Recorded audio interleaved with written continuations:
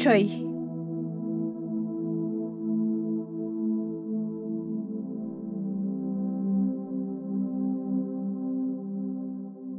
ممنون.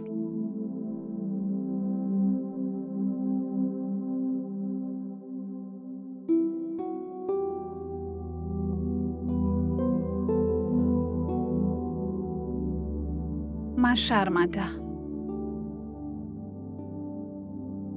میخوام معذرت بخوام.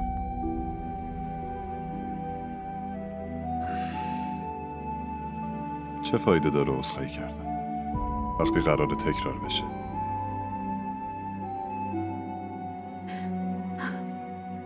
از این به بعد حواسم هست.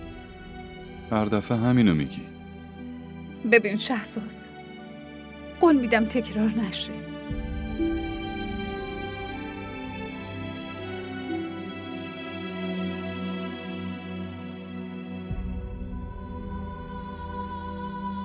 الینا، کم کم دارم ازت میترسم.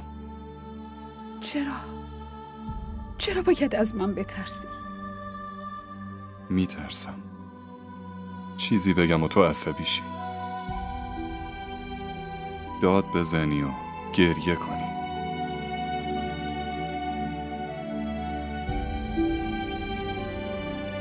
هر لحظه ممکنه قهر کنی و از خونه بزنی بیرون. اگه من نترسم کی بترسه؟ بگو.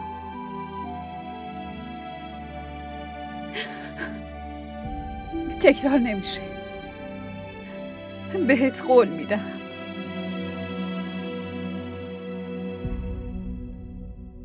شهزاد،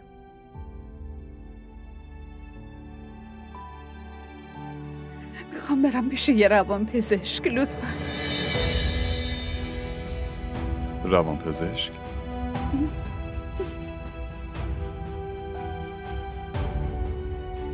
من خوب نیستم.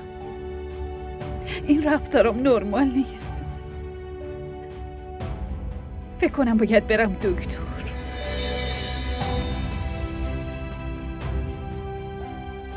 آره الینا.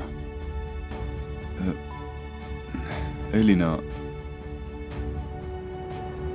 چرا که نه؟ به نظرم تصمیم درستی گرفتی. پس منو میبری نه؟ در اولین فرصت میبرمت.